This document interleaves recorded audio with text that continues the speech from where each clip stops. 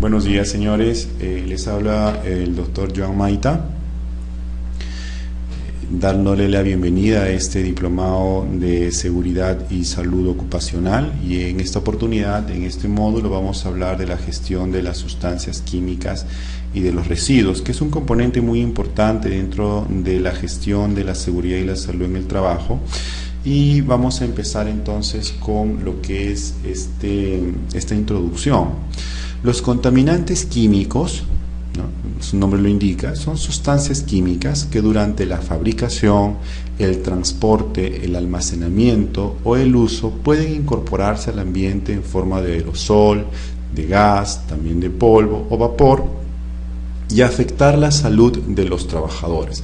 Entonces, esto nos da una idea de que cuando nosotros estamos en el ambiente de trabajo podemos observar vapores, polvos, gases o humos que van a estar en el ambiente de trabajo y que de una u otra forma van a producir algún tipo de exposición y de daño hacia lo que son los trabajadores, ¿no?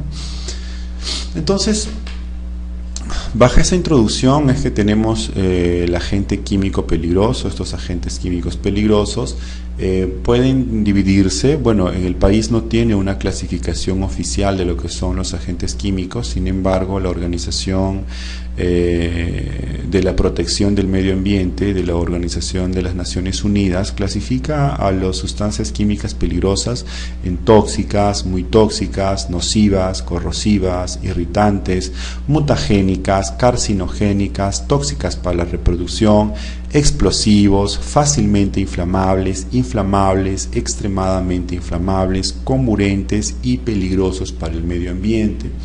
Esta clasificación varía de acuerdo a las diferentes instituciones internacionales o también instituciones nacionales que pueden dedicarse al estudio o a la aplicabilidad de la protección del medio ambiente y de la salud frente a los agentes químicos peligrosos. Muy bien, entonces dentro de la primera parte de este módulo vamos a hablar de la radiación y de sus fuentes generadoras. Hay un punto importante que siempre menciono yo en las exposiciones, que es por qué hablamos de radiación cuando la radiación viene a ser un factor de riesgo físico en sustancias químicas, ¿no?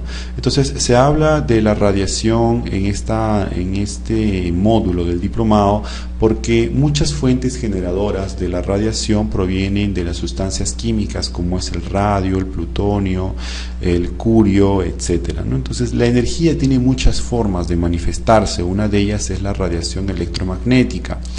Y la radiación electromagnética o radiaciones electromagnéticas están consideradas como factores de riesgo físico, pero muchas de ellas tienen como fuentes generadoras una sustancia química.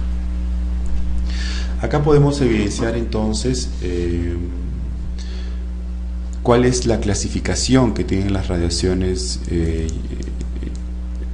dentro de lo que es de acuerdo a la longitud y a la intensidad de la onda.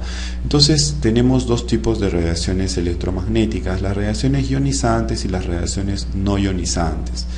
Las que son de onda de alta frecuencia son denominadas radiaciones ionizantes, y tenemos ejemplo de estos a los rayos cósmicos, los rayos gamma, los rayos X, y a las no ionizantes, que son características de mediana frecuencia y de baja frecuencia, y tenemos tipos como es la radiación ultravioleta, la radiación infrarroja, los microondas, FM, TV u ondas de radio. Entonces, esta es la clasificación clásica de la radiación electromagnética. Nuevamente acá hablamos de lo que son rayos gamma, rayos X, radiaciones de mediana y baja frecuencia, microondas, rayos infrarrojos, ultravioleta y radiación visible. En esta diapositiva vamos a poder apreciar claramente, voy a señalar con la flecha acá, esta es la radiación ionizante y esta es la radiación no ionizante. Vemos entonces que la luz visible y la luz solar, la luz ultravioleta, está en un punto medio entre lo que es la radiación no ionizante y entre lo que es la radiación ionizante.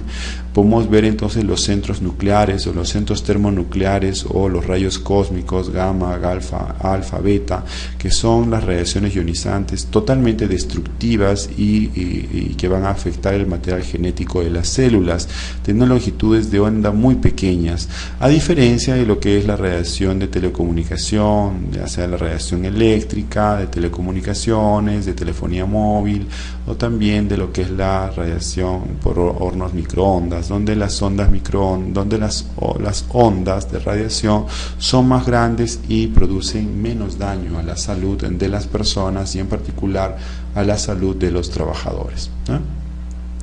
Entonces hay que entender que las radiaciones pueden producir diferentes daños a la salud de los trabajadores, dependiendo obviamente de la longitud de onda y de su intensidad, y cómo es que esta longitud de onda e intensidad tiene su incidencia dentro de lo que es los órganos o los tejidos del ser humano. Entonces, si tenemos este contacto, esta exposición de la radiación frente a lo que son los órganos o los tejidos del cuerpo humano, ya principalmente la piel o las conjuntivas, vamos a tener daños como fotoqueratoconjuntivitis, cataratas, pterigión, carcinoma epidermoide en la piel, eritema, que son las dermatitis actínicas o por quemadura de sol, las reacciones de fotosensibilidad como fototóxicas, reacciones fotoalérgicas y lesiones cutáneas premalignas y malignas, ¿no? Esto principalmente debido al contacto directo de la radiación frente a lo que es la piel y las mucosas, pero también puede haber radiación penetrante que puede penetrar la piel y las mucosas y dirigirse directamente hacia lo que son algunos órganos, como los órganos genitales en el caso de las radiaciones ionizantes, y en el caso de las radiaciones no ionizantes se dice que tiene un efecto a nivel del cerebro, produciendo inclusive cáncer cerebral. Muy bien, entonces frente a estas definiciones de lo que son las radiaciones ionizantes y no ionizantes, hay que entender que existen criterios preventivos básicos. Entonces, dentro de lo que son los criterios preventivos básicos de una exposición a radiaciones, ¿no?, hay que entender que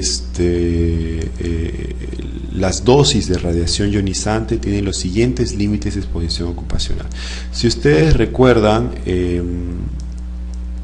cuando han ido a un hospital, la mayoría de un hospital o la mayoría se ha hecho tomar una radiografía, vamos a ver que estos trabajadores, ojo que cuando uno va a tomarse una radiografía, el que presenta mayor exposición o mayor posibilidad de tener daño no es el paciente. Quien tiene la mayor posibilidad o la mayor probabilidad de tener daño hacia su salud viene a ser el trabajador, ya sea el médico, el técnico, la enfermera o el tecnólogo médico, que son los que están expuestos a diversas cantidades o a cantidades muy grandes de radiación ionizante o también a un determinado tiempo.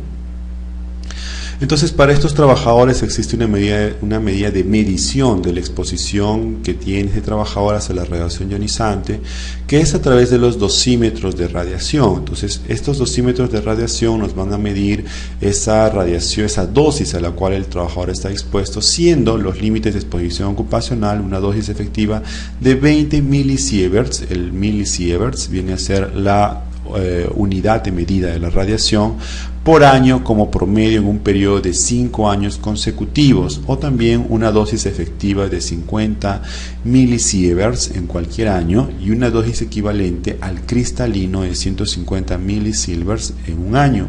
También una dosis equivalente a las extremidades, en las manos y los pies o a la piel de 500 milisieverts en un año, ¿no? La reducción de tiempo de exposición disminuye las dosis recibidas durante el trabajo. Asimismo, otra medida de prevención viene a ser la señalización de las zonas de exposición. Es una medida de control tipo informativo muy conveniente cuando la exposición a radiaciones tiene cierta importancia, especialmente para las personas portadoras de marcapasos cardíacos, debido al peligro de interferencia por parte de algunas de las radiaciones ionizantes. Por eso es que cuando uno va a un hospital se le dice no utilizar los celulares, porque estos celulares pueden tener alguna interferencia con lo que son los equipos tecnológicos. Asimismo, se puede utilizar el uso de protección individual, como son las pantallas faciales full face, las gafas, la ropa de trabajo y otras, y cual limita el caso a las radiaciones infrarrojas o ultravioleta. Es conveniente realizar mediciones de los niveles de radiación existentes y valorarlos convenientemente por comparación con niveles de referencia técnicamente contrastados. Es necesario someter a los trabajadores expuestos a las radiaciones a reconocimientos médicos específicos cuando sea técnicamente posible y de forma periódica. Por eso es que es necesario tener los exámenes médicos ocupacionales a estos trabajadores de una forma permanente y en un tiempo determinado. En esta lámina podemos observar algunos ejemplos de acuerdo a la IAEA, que es una institución americana en 1973, lo cual nos diera algunos controles del acceso a las zonas donde pudiera existir exposición a radiaciones ionizantes, como es en el tema de los laboratorios de fuentes radioactivas, zonas muy contaminadas por radiación, donde el acceso tiene que ser controlado solo para trabajadores expuestos en condiciones de trabajo con controles estrictos y con equipos de protector adecuado. En las fábricas de luminización y otras instituciones equivalentes a lo que podría representar la luminización, acceso limitado a trabajadores expuestos con ropa y calzado de protectores adecuados, zonas de trabajo en la vecindad inmediata de operaciones radiológicas, como por ejemplo las salas de control. El acceso tiene que ser limitado a trabajadores expuestos y no se precisa ropa protectora. Zonas de administración y a la espera de los pacientes, en acceso no necesariamente controlado, ¿no? Muy bien, entonces con esa primera parte acerca de lo que es la radiación, espero que haya quedado claro qué son las radiaciones, cómo es que se pueden determinar o se pueden reconocer como factores de riesgo para la salud de los trabajadores y cuáles son las medidas de protección para brindarnos esa protección necesaria frente a lo que es el daño a la salud. Tenemos entonces en esta segunda parte un tema mucho más específico, más concreto acerca del módulo, que son las sustancias químicas peligrosas. Entonces acá podemos indicar de que a nivel mundial existen más de 43 millones de sustancias químicas. Entonces es difícil imaginar cómo una sola persona o cómo una institución o una empresa pudiera conocer las medidas de prevención para esas 43 millones de sustancias químicas.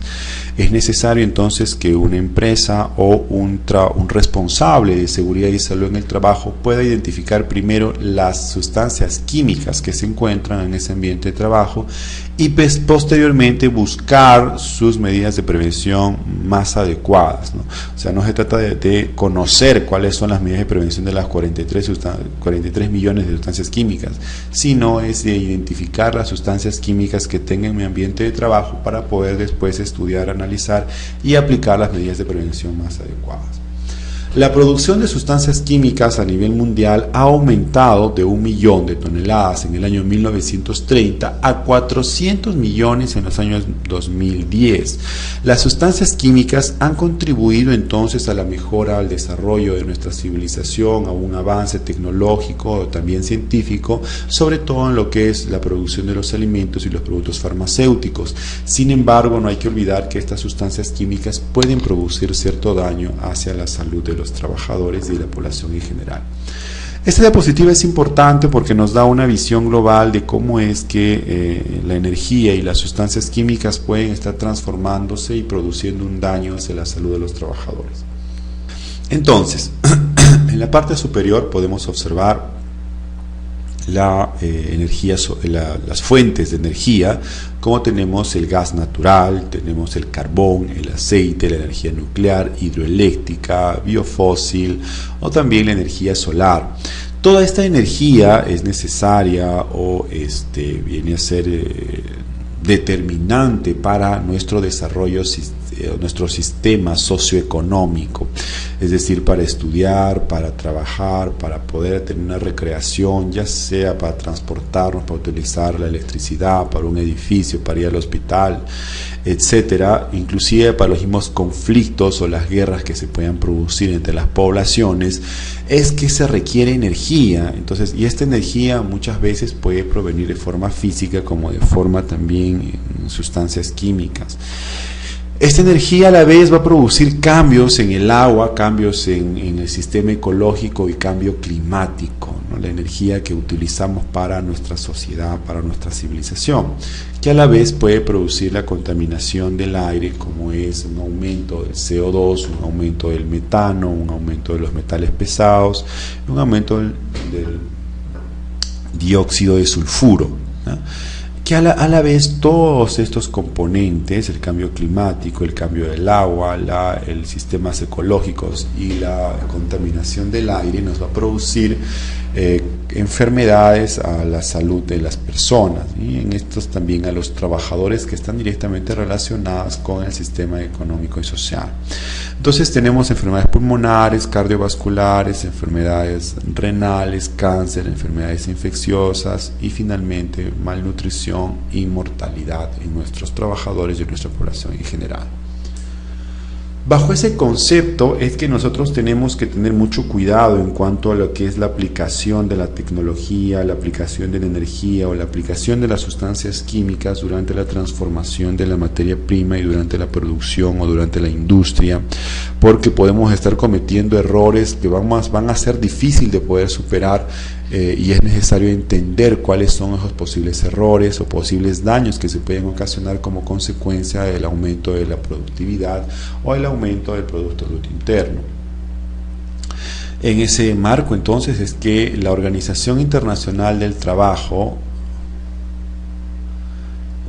nos indica que las sustancias peligrosas matan alrededor de 438.000 trabajadores anualmente, ¿no?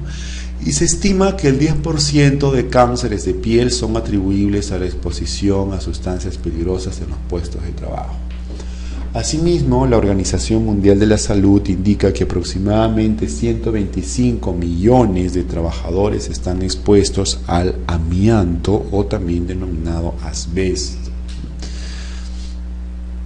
a nivel mundial, con un resultado de al menos 90.000 a 100.000 muertes de trabajadores al año y con tendencia creciente, ¿no? Bajo ese esquema, entonces, es que las sustancias químicas tienen que tener una peculiar gestión dentro de los lugares de trabajo. Y para entender entonces cómo es que se encuentran las sustancias químicas en el ambiente de trabajo, es necesario entender que las sustancias químicas están de acuerdo al estado de materia en el que se encuentran, como son los sólidos. Los sólidos son formas de productos químicos que son menos probables que ocasionen un daño a la salud de los trabajadores. Es decir, si tenemos una carpeta, tenemos un escritorio, tenemos un cuaderno, una hoja, al final son sustancias químicas. Pero ¿cómo es posible que un lapicero, un papel o una mesa pueda ingresar al cuerpo humano? Es muy difícil de que una carpeta o un lapicero pueda ingresar al cuerpo humano. Entonces, ¿cuándo es que una sustancia química puede ingresar al cuerpo humano? Cuando se transforma del sólido a otro tipo de materia, ¿no? Ya sea líquido, gas, ya sea en líquido de gas, y por eso que más adelante vamos a ver cómo es que se transforma. Entonces, acá vemos que la mayoría de las sustancias químicas que se utilizan en la industria, que se utilizan en los ambientes de trabajo, pueden estar en estado sólido, pueden estar en estado líquido. A la vez, de sólido puede haber un cambio de líquido a líquido o de líquido a sólido, entendiendo también que el sólido puede transformarse en polvo, puede transformarse en gas, o también el líquido puede transformarse en gas o puede transformarse en vapor. Es así como las sustancias químicas sí se convierten en dañinas para el cuerpo humano a partir de esta transformación de su materia, de sólido o líquido, a otro tipo de estado de materia. Entonces tenemos los polvos que pueden estar presentes en los ambientes de trabajo a partir de sustancias normalmente sólidas, ¿no? O también en su estado natural, como es el cemento, ¿no? O de otras sustancias que pueden derivar de los procedimientos que hay en el ambiente de trabajo, como la manipulación de la fibra de vidrio, que puede producir polvo tóxico, o la manipulación de cualquier otra sustancia. El principal peligro de los polvos es que ingresa por la vía respiratoria, es decir, ingresa por la vía inhalatoria y puede llegar hacia los pulmones y de los pulmones expandirse hacia el resto del cuerpo.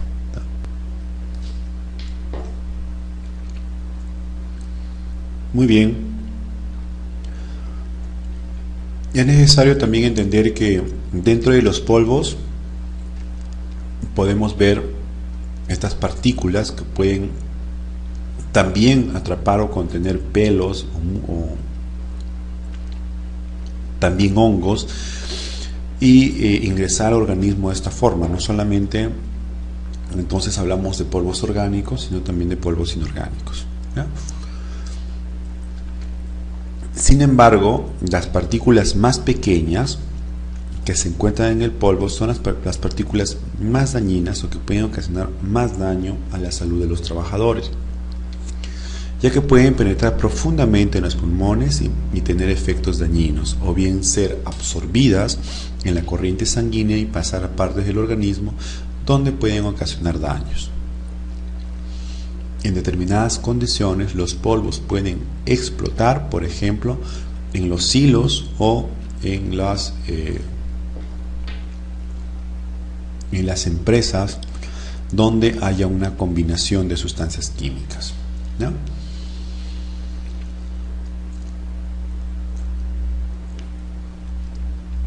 Bien, entonces los líquidos, muchas sustancias químicas en estado de materia de líquido, por ejemplo los ácidos y los solventes, pueden tornarse peligrosos y pueden cambiar a otros estados a una temperatura normal. Muchos productos químicos líquidos desprenden vapores o también desprenden gases que pueden ingresar al organismo por vía respiratoria y también por vía digestiva, ¿no?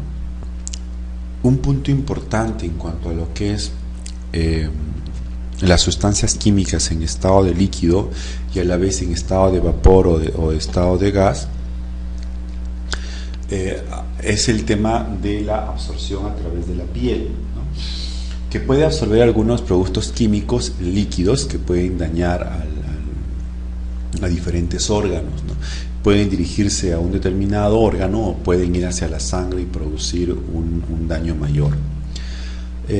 Hablamos de los vapores entonces como las gotitas de líquido suspendidas en el aire, y muchas sustancias químicas líquidas evaporan a temperatura ambiente, lo que significa que forman un vapor permanente en el aire. Los vapores de algunos productos químicos pueden irritar los ojos, pueden irritar la piel o pueden ingresar al organismo. La inhalación de determinados vapores químicos tóxicos pueden tener distintas consecuencias graves en la salud. Los vapores pueden ser inflamables o pueden ser también explosivos, y para evitar los incendios o las explosiones es importante mantener las sustancias químicas que se evaporan alejadas de las chispas, las fuentes de ignición y otras sustancias químicas incompatibles con ellas. En esta diapositiva vemos un ejemplo clásico de lo que son los vapores y la intoxicación de los trabajadores que trabajan en espacios confinados. Entonces acá vemos a un trabajador el cual está haciendo una limpieza de un espacio confinado, y hay que tomar en cuenta de que existen vapores que se van a concentrar en la parte baja del espacio confinado, que son los vapores pesados, pero también tenemos vapores ligeros que pueden concentrarse en la parte superior. Entonces mucho cuidado con lo que son los espacios confinados y el trabajo que podemos realizar en los espacios confinados, ya que estos son centros o lugares de trabajo que pueden guardar una serie de peligros que normalmente no sean detectados a simple vista. Muy bien, entonces los gases son sustancias químicas que están en forma de gas cuando se hallan a temperatura normal. Otros en forma líquida o sólida también pueden convertirse en gas cuando se calientan. Es fácil detectar algunos gases por su color o por su olor, pero hay otros gases que no tienen un olor ni un color característico. Entonces es importante saber también de cuál es la transformación de la sustancia química que pueda sufrir, porque no necesariamente podemos observarlo, podemos evidenciarlo.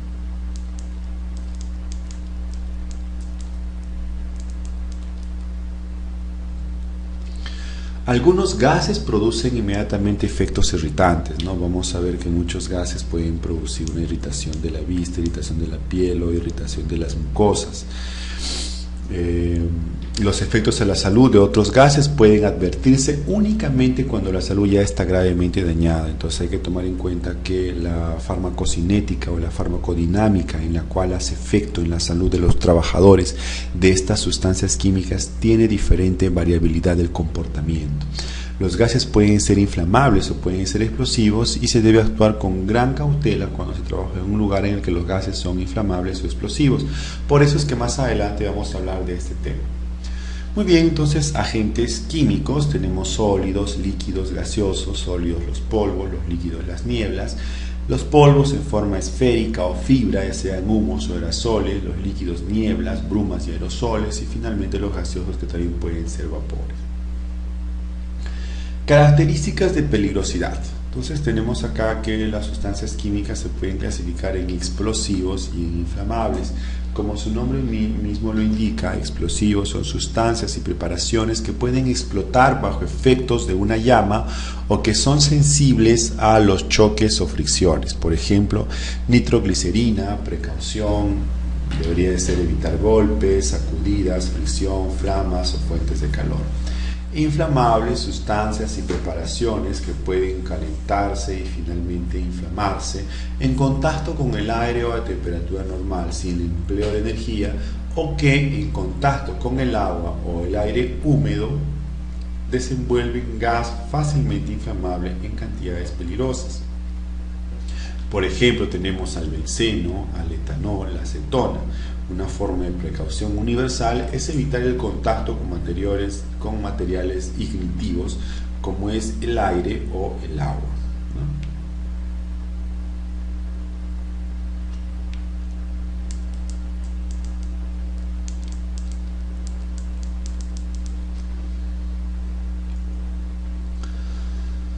Bien, otra clasificación de las sustancias químicas son extremadamente inflamables, sustancias y preparaciones líquidas cuyo punto de inflamación se sitúa entre los 21 grados centígrados y los 55 grados centígrados, como por ejemplo el hidrógeno, el etileno, el éter etílico, y las precauciones vendrían a ser evitar el contacto con materiales ignitivos como es el aire y el agua.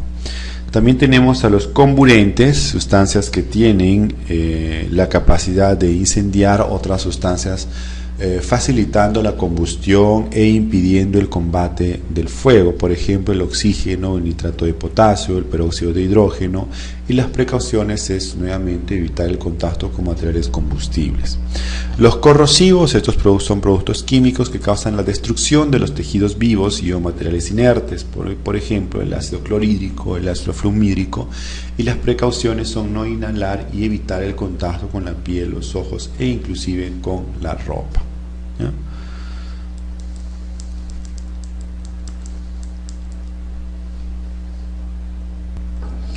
Bueno, muy bien. Continuando con la clasificación de las sustancias químicas, tenemos a las sustancias químicas irritantes, nocivos, tóxicos y muy tóxicos. La diferencia entre ellos son básicamente el daño o el tipo de daño que pueden ocasionar hacia lo que es el órgano y los tejidos.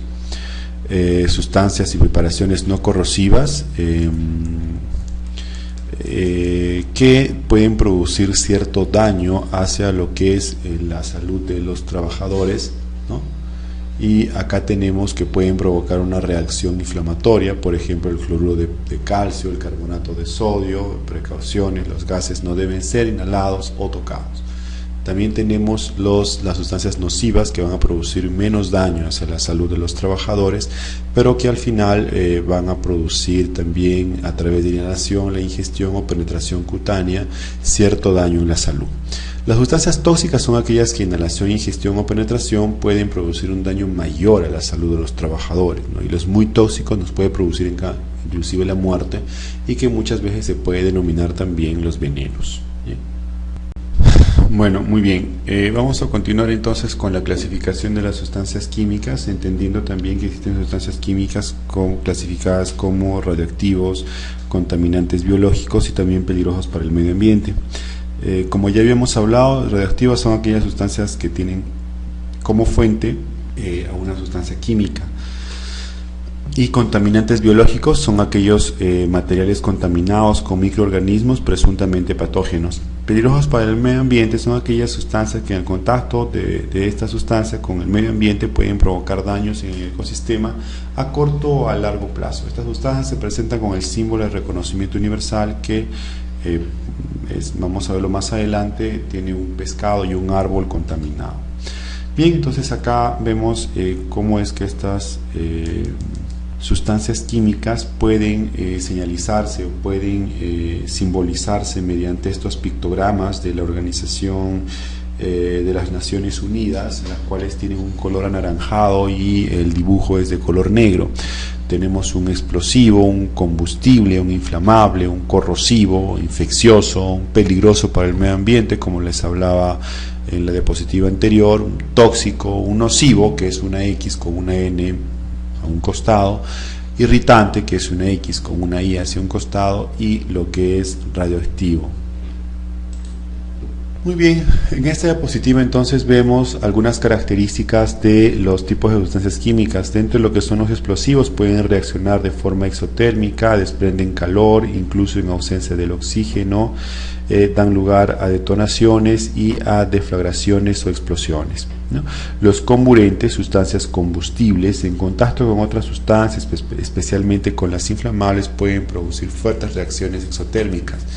Los inflamables son líquidos cuyo punto de inflamación es muy bajo, denominado inflamables, y pudiendo en algunos casos calentarse y finalmente inflamarse en contacto con el aire o breves exposiciones con fuentes de ignición, que son aquellos fácilmente inflamables, o directamente inflamables en contacto con el aire a presión y temperatura ambiente, que son los denominados extremadamente inflamables.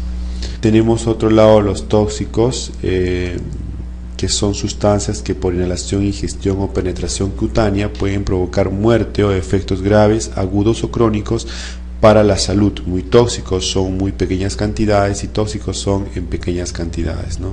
También tenemos lo que son los nocivos, que por inhalación, ingestión o penetración van a producir una muerte o efectos agudos o crónicos para la salud.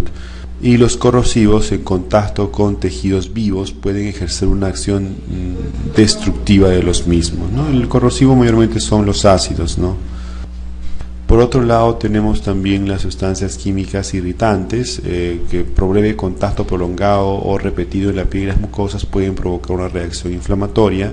Los sensibilizantes, que por inhalación, ingestión o penetración cutánea pueden ocasionar reacción de hipersensibilidad, de forma que en la posterior exposición da lugar a efectos nocivos característicos. Los carcinogénicos son sustancias que por inhalación, ingestión o penetración pueden producir cáncer o aumentar su frecuencia. Los mutagénicos, por inhalación, ingestión o penetración, pueden producir defectos genéticos, hereditarios o aumentar su frecuencia. Tóxicos para la reproducción, por inhalación, ingestión o penetración cutánea, pueden producir efectos nocivos no hereditarios en la descendencia o aumentar la frecuencia de estos o afectar de forma negativa la función de la capacidad reproductiva masculina o femenina.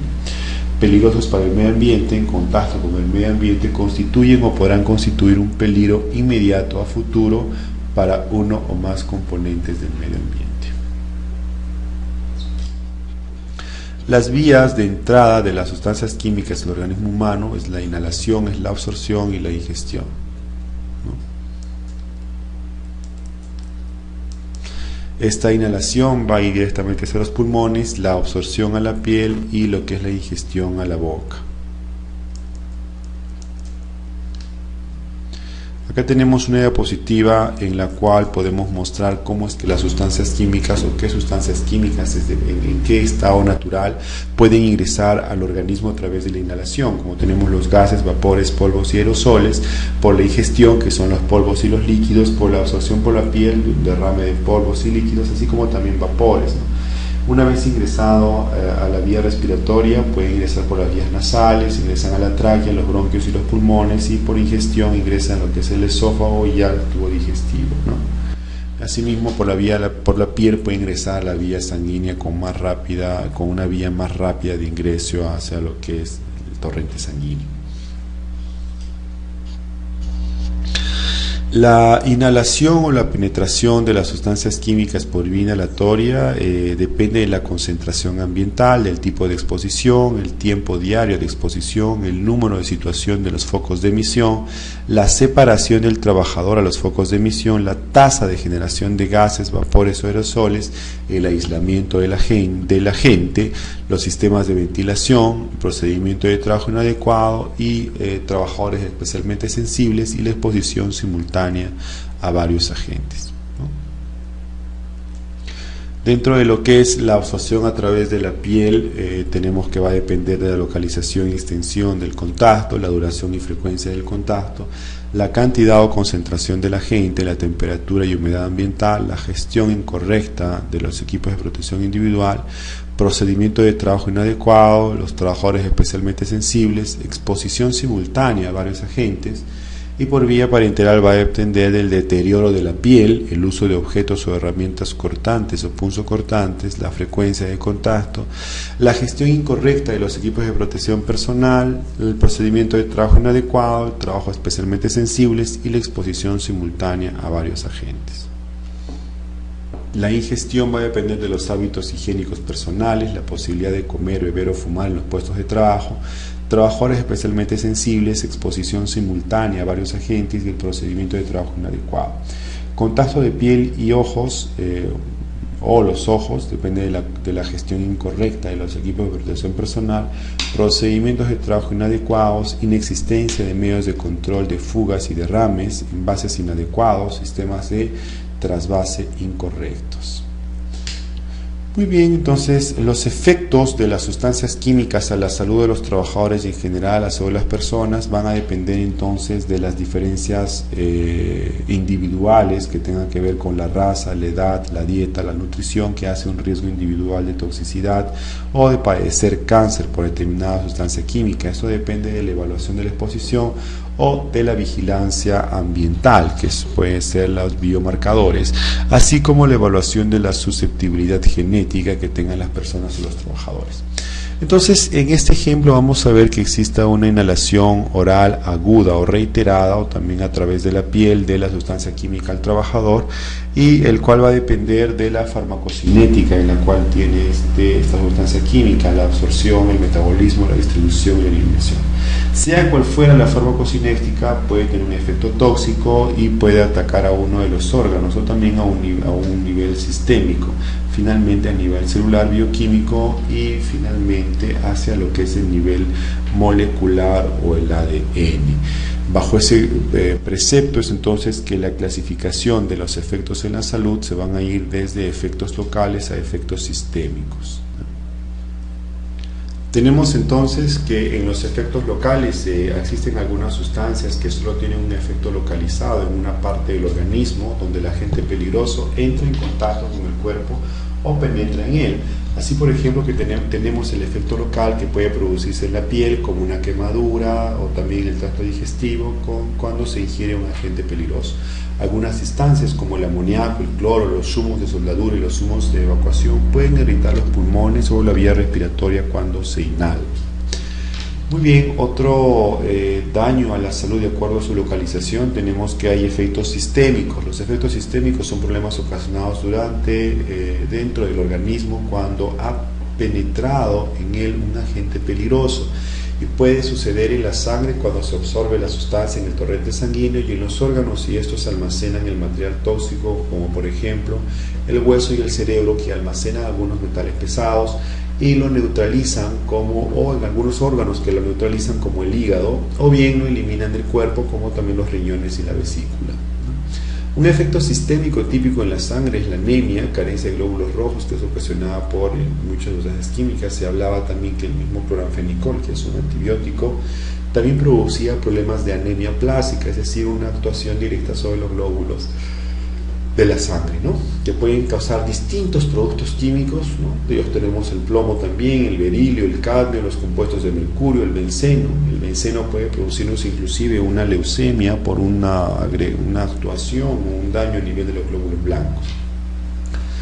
También dentro de lo que es la clasificación de los efectos a la salud se habla de los efectos agudos. Es uno que aparece en poco tiempo, minutos u horas, después de tener contacto con la sustancia química peligrosa. Muchas veces el resultado de trabajar con una cantidad alta de esta sustancia química puede producir un daño de esta magnitud, ¿no? El efecto crónico es desarrollado lentamente y puede durar durante años, y la enfermedad crónica resulta de trabajar con o estar expuesto a una sustancia química peligrosa a lo largo de meses o de años a pequeñas cantidades o pequeñas concentraciones. Es importante indicar también que el hígado puede resultar dañado por sustancias tóxicas. Algunos de los productos químicos que se sabe que dañan el hígado son el benceno, el DDT, el dioxano, el fenol y el tricloroetileno. También tenemos el cloruro de vinilo, el monómero del cloruro de vinilo, porque el policloruro de vinilo ya es una sustancia que no es cancerígena, ¿no? El cloruro de vinilo que se utiliza para los plásticos se sabe que ocasiona cáncer hepático. Los riñones y las vesículas también pueden verse afectadas por muchas sustancias tóxicas porque son vías principales de exposición o de expulsión del organismo de estas sustancias químicas. También tenemos que hay efectos reversibles y efectos irreversibles de las sustancias químicas en el organismo, ¿no? Tenemos los efectos reversibles, que son temporales, un efecto que desaparece si la exposición a la sustancia química cesa, como las dermatitis de contacto, los dolores de cabeza, las náuseas por exposición a disolventes, son algunos ejemplos de los efectos reversibles, las mismas irritaciones a las vías respiratorias. Pero existen algunos efectos irreversibles que son permanentes, cuando el efecto que se genera, un daño por quemadura en el tiempo, incluso una vez que haya cesado la exposición al químico que causa tal efecto. El cáncer causado por exposición a un químico es un ejemplo de efecto irreversible. Muy bien. A la vez de esta clasificación de los daños a la salud, hay que entender que existen ciertos conceptos o ciertas definiciones que tenemos que conocer, como es la asfixia. Los asfixiantes, que mayormente son un vapor o un gas, toman el lugar del oxígeno en los pulmones y van a producir lo que se denomina la asfixia, ¿no? El resultado es que un trabajador no puede respirar y pierde el conocimiento, se desmaya o se muere. Ejemplos son los asfixiantes simples como el dióxido de carbono, el nitrógeno, el hidrógeno, el etano, el metano y el helio. Sustancias químicas que irritan. Un irritante es un material que causa inflamación a una parte del cuerpo. Los irritantes respiratorios causan daño a la nariz, la boca, la garganta y los pulmones. Y tenemos químicos como el amoníaco o el formaldehído que sirven para disolverse en el agua, afectan la nariz y la garganta. Los irritantes de la piel pueden causar enrojecimiento, picazón, resequedad en la piel. Ejemplos de estos irritantes son los solventes orgánicos y el detergente. Químicos corrosivos como el cromo y el níquel pueden causar úlceras en la piel y destrucción de los tejidos. Entonces, un irritante es un material que causa inflamación a una parte del cuerpo. Los irritantes respiratorios causan daño en la nariz, la boca, la garganta y los pulmones. Y los irritantes de la piel pueden causar enrojecimiento, picazón o resequedad de la piel. Las sustancias químicas que causan una reacción alérgica en realidad no difieren mucho de las irritantes. Se denomina sustancia alérgica cuando el trabajador ya tiene cierta susceptibilidad a producir una reacción frente a la sustancia química. Acá también se pueden hablar de las sustancias sensibilizantes, ¿no? Muy bien, y finalmente en esta parte de la diapositiva hablamos de las sustancias químicas que envenenan al organismo, también denominados venenos sistémicos. Tenemos sustancias químicas que envenenan la sangre, los nervios, el hígado y los riñones, que pueden producir una muerte inmediata o un problema de mayor envergadura. Asimismo, tenemos sustancias químicas carcinogénicas, mutagénicas, teratogénicas y disruptores endocrinos y de la reproducción, que ya lo hemos hablado anteriormente, ¿no? Bien, este es un ejemplo de cómo es que las sustancias químicas pueden causar daño a la salud de los trabajadores, y puede ser un daño localizado, sistémico, un daño general o un daño más agudo o crónico. Un ejemplo clásico es el benceno, el sileno, el tolueno, que puede producir efecto en la sangre, en los huesos, los ojos, los pulmones, la piel, el hígado y los riñones, y nos puede producir cambios de la fisiología y la anatomía hasta lo que son las leucemias o los cánceres o los cánceres de la sangre. Lo que es el asbesto viene a ser una sustancia que se utiliza mucho en lo que es la construcción y también en lo que es los frenos, ¿no? Está una sustancia en prohibición en el país, ¿no? Que puede afectar el pulmón y también el sistema digestivo. El asbesto tiene efectos crónicos, nos puede producir cánceres en la mayoría de los órganos, incluido el cáncer de los pulmones, ¿no? Tenemos por otro lado el arsénico, el plomo, el mercurio, el cromo, el glucino y el cadmio, que son metales pesados y que van a actuar directamente sobre la sangre, el corazón, el hígado, el sistema nervioso y los riñones, y que pueden causar inclusive cáncer con lo que es el arsénico y lo que es el cromo. El plomo normalmente no causa cáncer, pero está considerado como un metal pesado que puede producir retardo mental y otros daños, sobre todo muy grave en lo que es nuestra población infantil, ¿no? Bueno, algunos trabajadores es difícil reconocerlo, pero tenemos niños trabajadores, sobre todo en la minería artesanal, ¿no? Otro punto que tenemos vienen a ser los herbicidas, los insecticidas, en los cuales tenemos un control de los plaguicidas a través del Ministerio de Agricultura. Sin embargo, falta una mayor sensibilización y una mayor gestión en cuanto a lo que es los plaguicidas que se utilizan para el control de los insectos. Tenemos los organofosforados, el DDT debería ser prohibido en el país, estamos todavía en proceso de una prohibición total. Y estos van a producir cambios en la piel y también en los nervios, alteraciones del sistema nervioso y alteraciones también de la piel y de las mucosas, ¿no? Entonces, la exposición a todas estas sustancias químicas se consideran daños derivados del trabajo, aquellas patologías, enfermedades o lesiones sufridas con motivo de ocasión del trabajo. Los daños para la salud que pueden provocar las sustancias químicas pueden ser accidentes de trabajo, como son las intoxicaciones agudas, o enfermedades profesionales debidas a exposiciones más o menos prolongadas en un tiempo. Es necesario entonces que cuando tengamos sustancias químicas en el estado que les he mencionado anteriormente, tengamos una adecuada gestión para ver que pueda tenerse un control adecuado de la exposición a estos trabajadores, ¿no?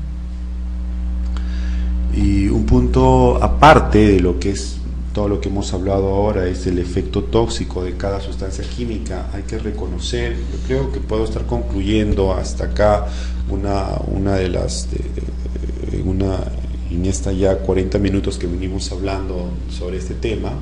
Podemos concluir hasta acá que toda sustancia química tiene un efecto tóxico, y esto es estudiado por la toxicología, ¿no? Hasta el agua tiene un efecto tóxico, pero hay que entender de que tiene determinadas características de toxicidad.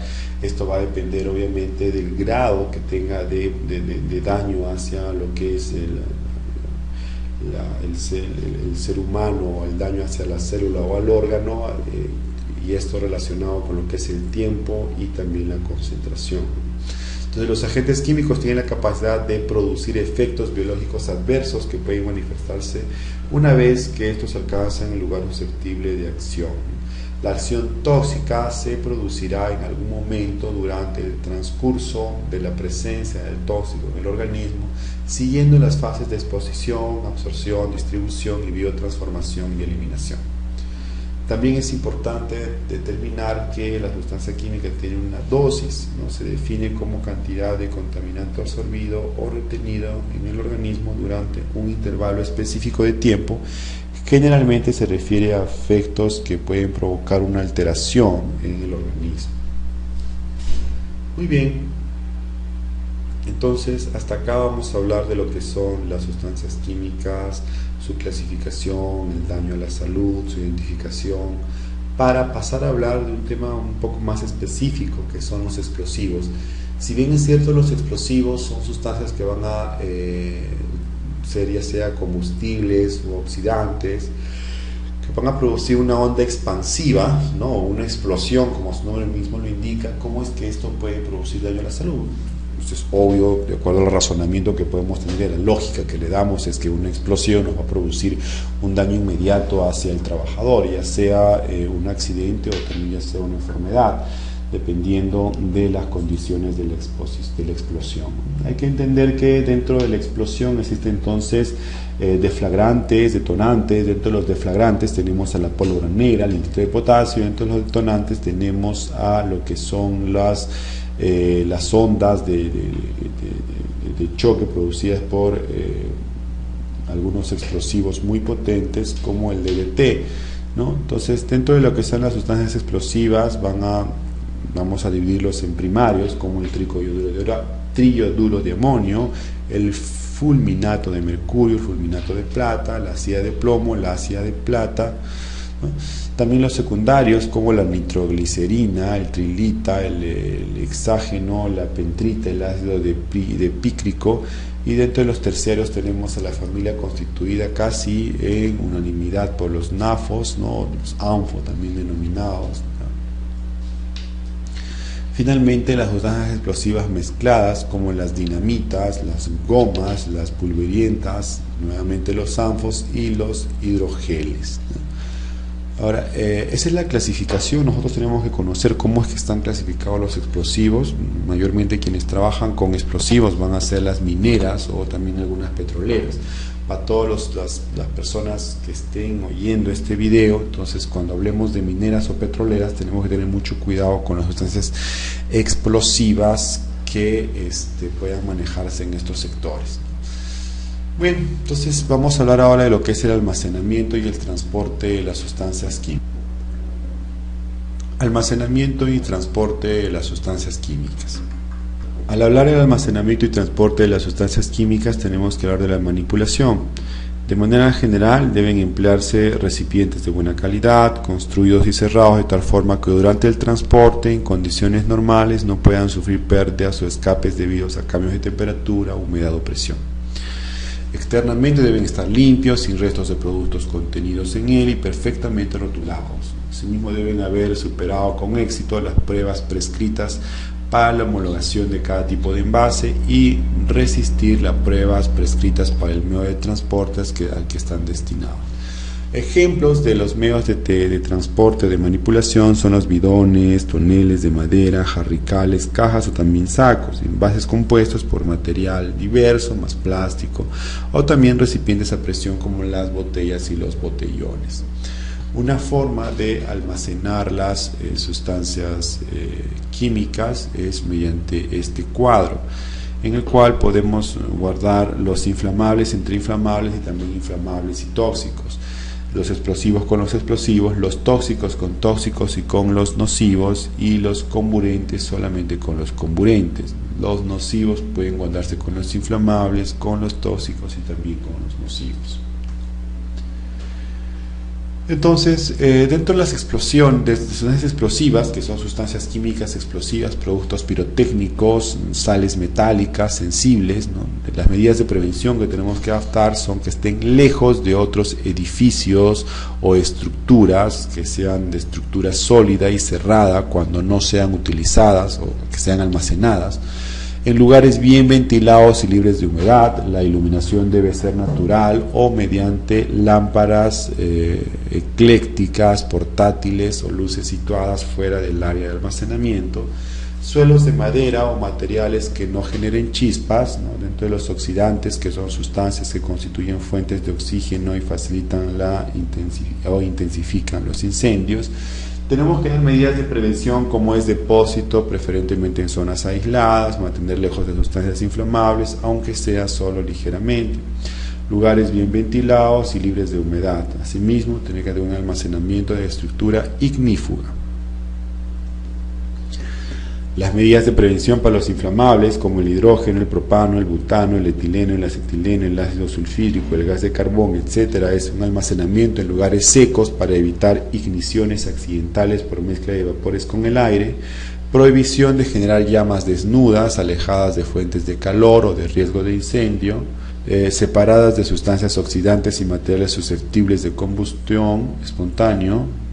Recipientes situados en el suelo, claramente etiquetados, tubería para líquidos inflamables, pintadas de colores de seguridad distintivos, extintores de incendios y materiales inertes absorbentes, paredes, techos y suelos con resistencia al fuego, puertas cortafuegos de cierre automático, aparatos y dispositivos eléctricos de iluminación antidefragantes, instalaciones con toma de tierra eléctrica, detectores automáticos de humo y fuego e inspecciones y mantenimiento periódico de las instalaciones eléctricas y de emergencia. Dentro de lo que son las corrosivas, como los ácidos, los álcalis y otras sustancias que pueden provocar quemaduras, irritación o deterioro de materiales, como el ácido sulfírico, el clorhídrico, el sulfúrico, el nítrico, el fórmico y el perclórico, las medidas de prevención tenemos que sean áreas libres de humedad, bien ventiladas, a bajas temperaturas, aisladas de centros de producción de otros depósitos de mercancías, suelos de hormigón o de otro material resistente, equipos de primeros auxilios, ¿no?, como las duchas de emergencia, y en cuanto a los que son las sustancias que reaccionan con el agua, como los metales de sodio y de potasio o los catalizadores de polimerización, debemos tener las medidas de prevención, ¿no?, que no deben formar parte de la instalación de las áreas de almacenamiento, sistema de pulverización automático sin agua.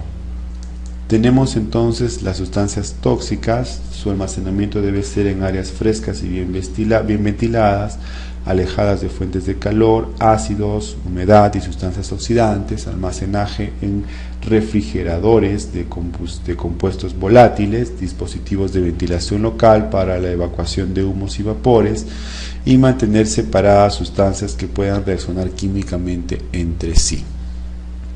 A nivel nacional se han aprobado para el transporte, el reglamento para el transporte de sustancias y materiales peligrosos con Decreto Supremo 021/2008. Acá tenemos que tener una peculiar importancia en cuanto a lo que es las disposiciones que da este Decreto Supremo para el transporte de las sustancias químicas. Lo más importante es que la imposibilidad de vehículo de continuar la marcha si es que hay un derrame, alguna fuga de la sustancia química, para tomar todas las medidas de precaución más indicadas, ¿no?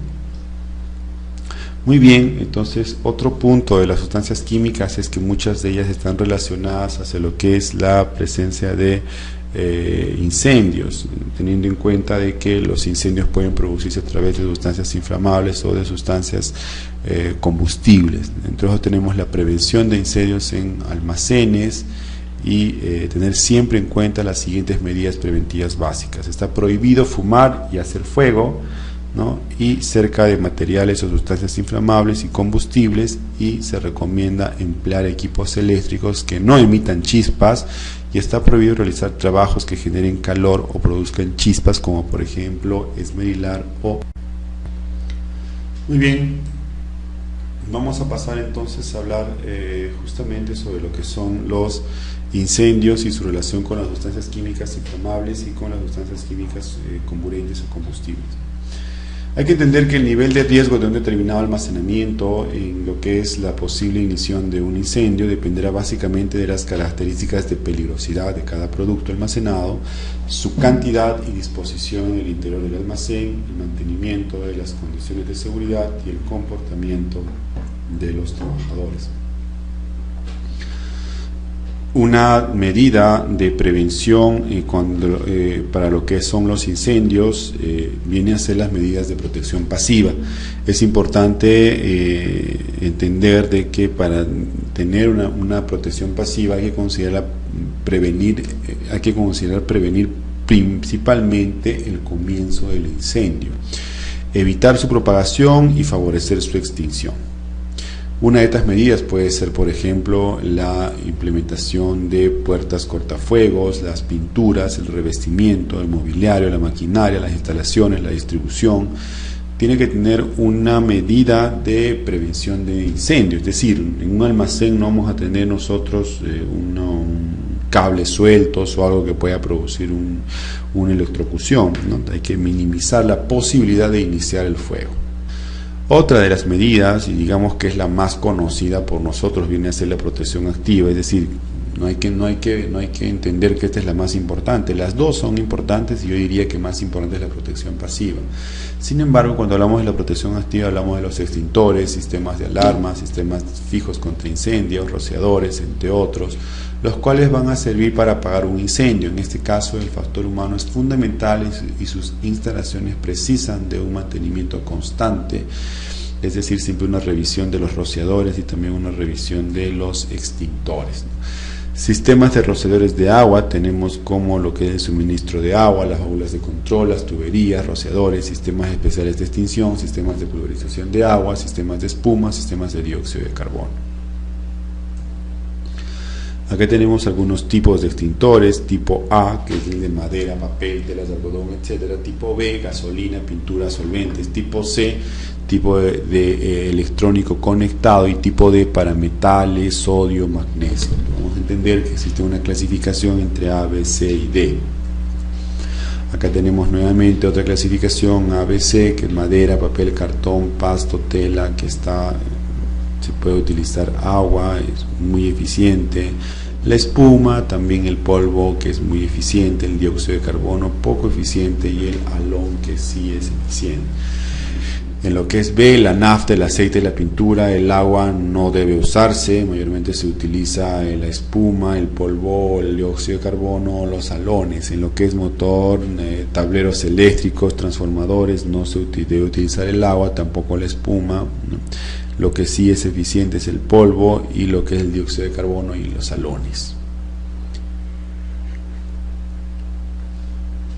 Acá vemos entonces nuevamente la clasificación de los tipos de extintores que van a servir para disminuir el inicio del incendio o la propagación del incendio de acuerdo al material que sirva de combustible, ¿no?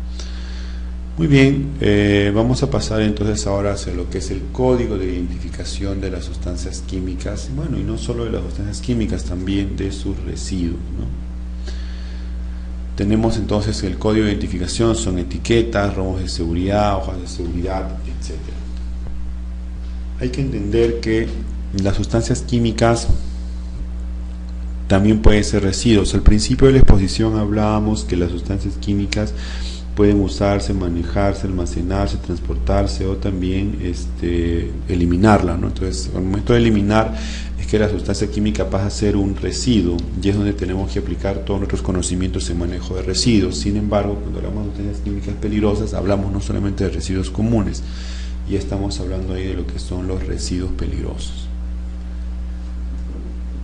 Asimismo, tenemos el transporte de mercancías peligrosas, las cuales no necesariamente pueden ser residuos, pero sí son sustancias químicas que ahorita tienen una peculiar señalización.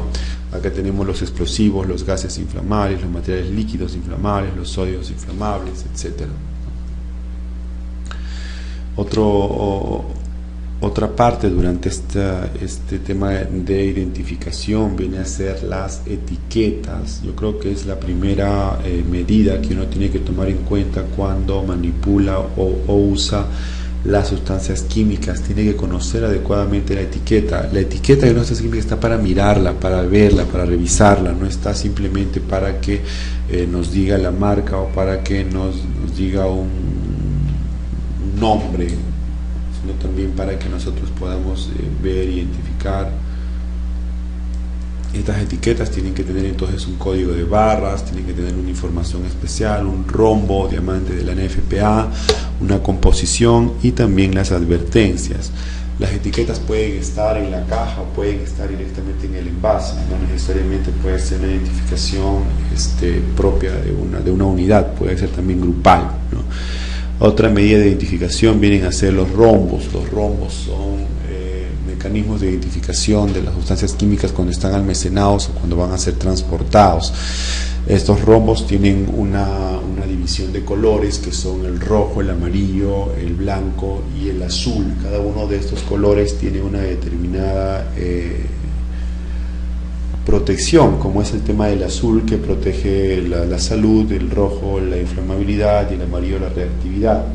Cuando nosotros colocamos un número en este color, vamos a entender qué tipo de reacción tiene esta sustancia química, ¿no? Si es combustible, si no quema, si es combustible y si quema, ¿no? Y cuando está en el espacio en blanco, podemos tener riesgos especiales como el oxi, que es oxidante, ácido, que es el ácido, el cor, que es corrosivo, y la W, que viene a ser no se mezcle con agua, y también el pictograma de lo que es el material radioactivo. Muy bien. Ahora sí pasemos a hablar de la parte más importante de la identificación de las sustancias químicas, que pueden ser que son las hojas de seguridad de los materiales o sustancias químicas, también denominadas MSDS en el inglés. Estas hojas de seguridad tienen que tener algunas propiedades. Estas propiedades van a ser el nombre de la materia, la fórmula química, el estado característico, el número CAS, el código UN y el NFPA. El número CAS es la clasificación universal de las sustancias químicas, el código UN viene a ser el código de las Naciones Unidas y el código NFPA es el código de la National Fire Protection Association, ¿no? Asociación de Protección de Sustancias Químicas. También puede tener sinónimos y principalmente tiene que tener todas las medidas de manejo, de precaución y de prevención ante emergencias e inclusive primeros auxilios que podamos tomar ante estas sustancias químicas. Recordemos esta diapositiva, por favor. No puede entrar ningún producto químico en el lugar de trabajo si no lleva la etiqueta correspondiente y si los trabajadores no conocemos cuáles son los daños a la salud de estas sustancias químicas. Muy bien. Paralelamente a lo que es la identificación de las sustancias químicas por rombo, por etiqueta o por las MSDS, también tenemos la clasificación de los residuos de acuerdo a su origen. Los residuos entonces se pueden clasificar en residuos domiciliarios, residuos comerciales, residuos de limpieza de espacios públicos, residuos de establecimientos de atención de salud, residuos industriales, residuos de las actividades de construcción, residuos agropecuarios, residuos de instalaciones o actividades especiales. La Ley 27.314, la Ley General de Residuos Sólidos, en el artículo 14 define los residuos sólidos. Estos residuos sólidos tienen que tener todo un sistema de gestión. El sistema de gestión abarca los siguientes procesos: minimización de residuos, segregación en la fuente, reaprovechamiento, almacenamiento, recolección, comercialización, transporte, tratamiento, transferencia y finalmente disposición final. No debemos olvidar que en toda gestión de residuos sólidos el generador es el responsable del manejo ambientalmente adecuado de sus residuos. Esta diapositiva nos va a dar una visión general de cómo es la gestión de los residuos sólidos. Tiene que haber un uso, una producción, extracción, síntesis, formulación, reciclado. Tiene que haber un transporte, almacenamiento, venta, tratamiento y finalmente una disposición final. Bien, esa diapositiva es importante, yo los invito a que podamos analizar y revisar. Es una conclusión adecuada de cómo se tiene que gestionar los residuos sólidos. Primero, minimizar los residuos sólidos. Hay residuos entonces de una empresa química, ¿no?, que tenemos que tener una segregación adecuada por colores, ¿no?, una recolección selectiva. Esta recolección selectiva nos va a ayudar a dividir en dos tipos de residuos: residuos municipales y residuos no municipales. Si son residuos municipales, tenemos nuestra empresa prestadora de residuos sólidos y va de frente al relleno sanitario. Pero ¿qué pasa si son residuos no municipales? Tenemos dos tipos de residuos no municipales: los residuos no municipales no peligrosos, que también van a la EPSRS y van a un relleno sanitario. Pero tenemos residuos no municipales peligrosos que van a una EPSRS aprobada por el Ministerio de Salud y van a un relleno sanitario de seguridad. Esta es una diapositiva de cómo se puede gestionar los residuos sólidos. Vamos a tener entonces la materia prima. Esta materia prima entra a un proceso y manufacturado. Finalmente el producto se vende o al consumo doméstico y luego va al desecho. En los desechos tenemos que tener un tema de segregación. Esta segregación puede ser de acuerdo a la materia que se está eliminando, y puede haber entonces los residuos peligrosos, y estos residuos peligrosos tienen que tener una adecuada gestión de eliminación final.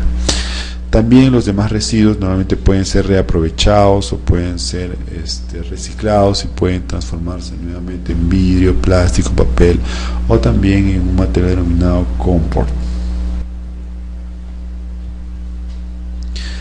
Para la segregación de los residuos sólidos es necesario tener un adecuado color de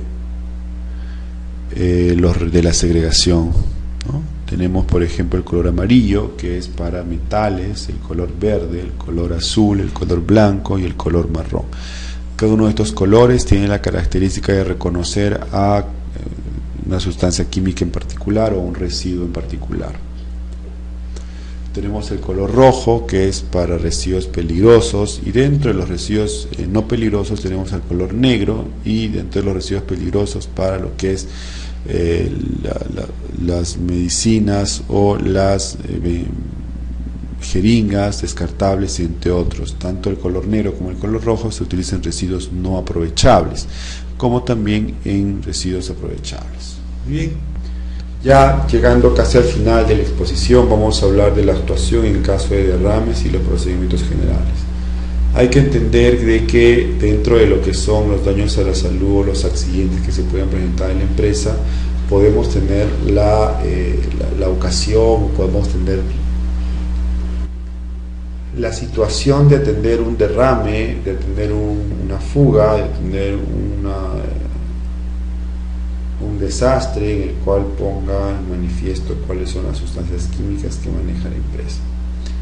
Para eso tengo que desarrollar entonces todo un procedimiento de actuación en caso de derrames y procedimientos generales. Acá tengo que tomar en cuenta lo que me indica la hoja de seguridad de la sustancia química la cual yo estoy transportando y en la cual haya pasado el derrame.